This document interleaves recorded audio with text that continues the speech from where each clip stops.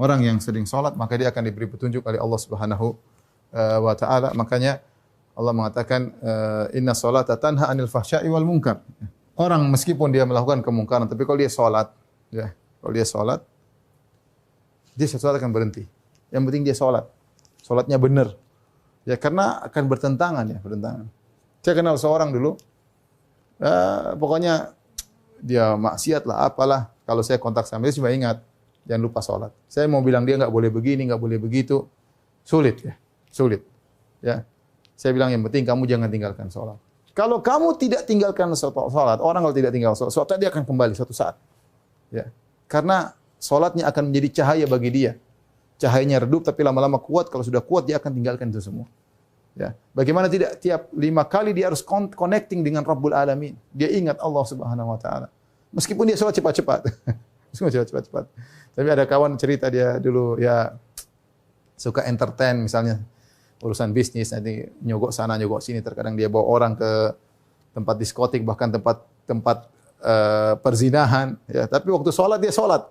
Sampai kadang dia salat di dapur, sampai yang pemilik diskotik heran, kamu ini ngapain? Saya salat. Ini lagi ngantar orang untuk melacur, dia salat ya. Tapi alhamdulillah sekarang dapat hidayah. Pokoknya tidak pernah meninggalkan salat. Makanya kadang-kadang kita dapati seorang, mungkin saudara kita, mungkin anak kita, mungkin kakak kita, adik kita, mungkin dia terjerumus dalam berbagai, bilang kamu jangan tinggalkan salat aja deh. Ya. Karena kalau dia sudah tinggalkan salat itu repot. Khawatir dia su'ul khotimah, khawatir macam-macam. Ya. Selama dia masih salat, dia masih meskipun dalam kemaksiatannya dia masih salat, masih ada secercah harapan dia akan kembali suatu saat. Ya, tapi kalau orang sudah salatnya benar-benar dia salatnya benar-benar yang sebagaimana diharapkan, maka akan mencegah dia dari perbuatan keji dan kemungkaran ya. Maka kita berusaha mencapai salat seperti ini. Kemudian ada yang mengatakan cahaya secara hakiki maksudnya benar-benar hakikat. Itu benar-benar cahaya. Karena kita butuh cahaya di kuburan dan di padang mahsyar. Di padang mahsyar. Orang yang salat maka dia akan dikasih cahaya. Di kuburan ya. Rasulullah SAW bersabda, Nabi bersabda ya, tentang kuburan bahwasanya di kuburan itu zulmah, ada kegelapan ya. Zulmah ya.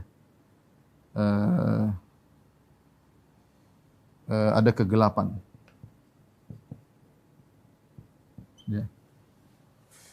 Ada kegelapan. Kemudian di akhirat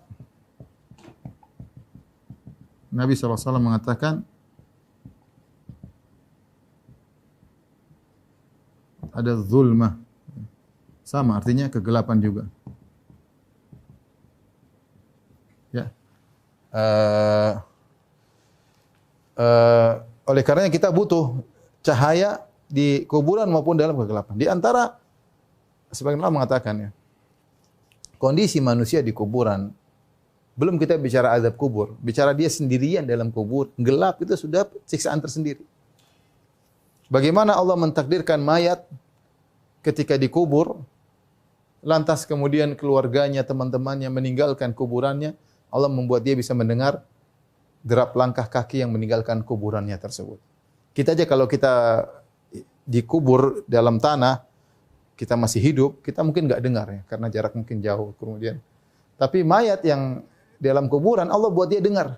Dia mendengar langkah kaki, sendal-sendal, sepatu-sepatu orang-orang yang meninggalkan dia. Itu suatu kesedihan sendiri bagaimana dia merasakan dia ditinggal. Kemudian ada kegelapan sendirian, kegelapan dalam kuburan, subhanallah.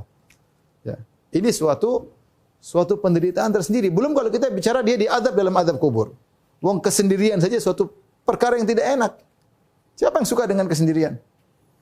Di antara hal yang bisa menerangi kuburan kita adalah dengan salat. As-salatu nurun. Salat adalah cahaya. Semakin Anda banyak salat, insyaallah kuburan Anda semakin terang.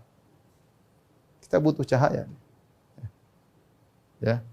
Kita butuh cahaya dalam kuburan. Terlebih lagi di akhirat kita butuh cahaya.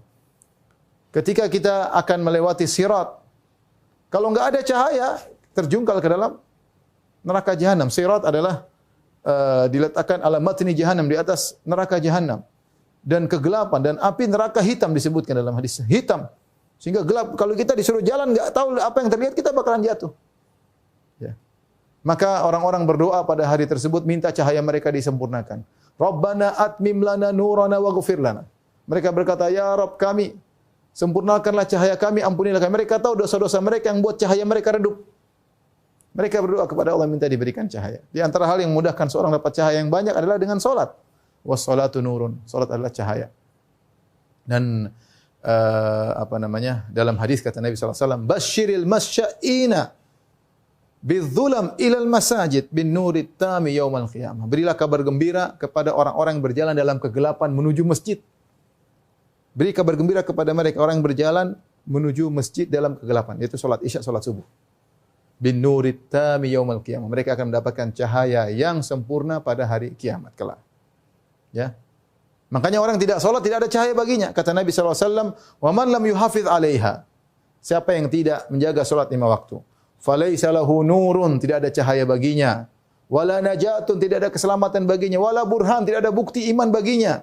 Wa yaumal qiyamati yuhsyaru ma'a Qarun wa Fir'aun wa Haman wa Ubay bin Khalaf. Dan pada hari kiamat orang-orang tidak salat, tidak ada cahaya baginya, akan dibangkitkan, dikumpulkan bersama Fir'aun, Haman, panglimanya Fir'aun, Ubay bin Khalaf, dan kemudian Qarun. Siapa 4 orang ini? Fir'aun tidak salat gara-gara bangga dengan jadi kepala negara, lupa salat. Haman panglima tidak salat gara-gara sibuk dengan jabatannya. Ubay bin Khalaf pedagang hebat dari Quraisy tidak salat gara-gara sibuk dengan perdagangannya. Qarun tidak salat gara-gara hitung-hitung hartanya.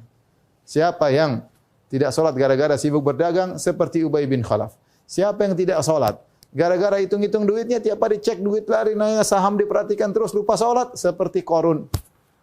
Siapa yang tidak salat gara-gara sibuk dengan jabatannya, rapat sana, rapat sini, tidak salat? Sama seperti Haman.